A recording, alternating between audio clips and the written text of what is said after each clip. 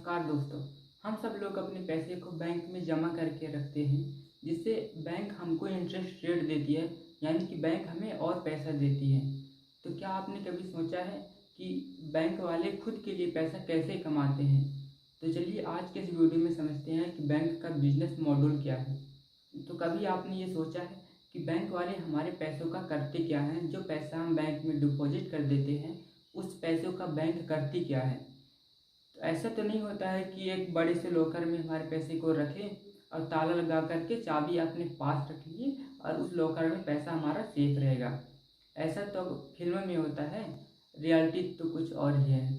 तो बैंक आपके पैसों का इस्तेमाल करते हैं किसी दूसरे व्यक्ति को लोन देने में, और उस दूसरे व्यक्ति को जो पैसा लोन में देती है, उससे बैंक उस दूसरे व्यक्ति से इंटरेस्ट रेट चार्ज करती है, जिससे कि बैंक वालों की कमाई होती है। तो चलिए इसको एक आसान भाषा में समझाता हूँ। जैसे सोचो कि ये एक बैंक है और ये हैं आप, और आपने अपने 100 रुपये बैंक में जमा कर दिए, यानी कि 100 रुपये को अपने बैंक में आप डिपॉजिट कर दिए, जिसमें से बैंक आपको 4% का इंटरेस्ट रेट देगी, क्योंकि आजकल बैंकों में 4% का इंटरेस्ट रेट ही चलता है। तो ये बैंक आपके पैसों का इस्तेमाल करेगा किसी दूसरे व्यक्ति को लोन में देने के लिए, और उस दूसरे व्यक्ति से 8% का इंटरेस्ट रेट चार्ज करता है। यानी कि बैंक उस दूसरे आदमी से टोटल लेगा 108 रुपये, और उस 108 रुपये में से आपने जो 100 रुपये डिपॉजिट किए थे, उसमें उसमें 4% का इंटरेस्ट रेट ऐड करके वो आपको 104 रुपये दे देगी।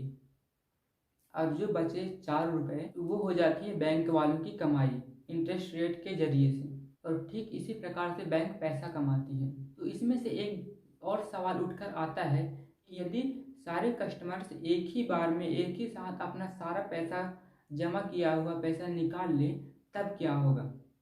तो ऐसे में ना बैंक फेल हो जाते हैं, और इसी को बैंक से रन भी कहा जाता है।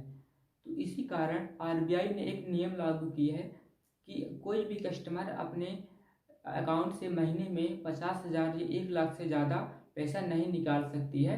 इसे लिमिट कहा जाता है।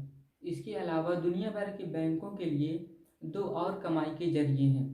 पहला है कमीशन और फीस। फीस और कमीशन से जो पैसा आ रहा है, और अलग अलग चीज़ों पे जो फीस चार्ज करी जाती है, जैसे कि आप अगर एक मिनिमम अकाउंट बैलेंस को मेंटेन नहीं कर पा रहे हैं, तो उसमें से बैंक आपको फीस चार्ज करेगी। और जो कस्टमर्स बैंक के अलग अलग सर्विसेज यूज करते हैं, उससे भी बैंक से फीस चार्ज करती है, जिससे कि बैंक की और कमाई होती है।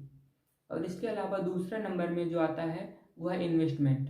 जी हाँ, बैंक्स भी पैसा इन्वेस्टमेंट करती है अलग अलग चीज़ों पर, जैसे कि गवर्नमेंट बॉन्ड पे इन्वेस्ट कर सकता है, गोल्ड पे इन्वेस्ट कर सकता है, स्टॉक मार्केट में इन्वेस्ट कर सकता है। और वहाँ से जो पैसा आ रहा है वो भी एक कमाई का जरिया है बैंक के लिए।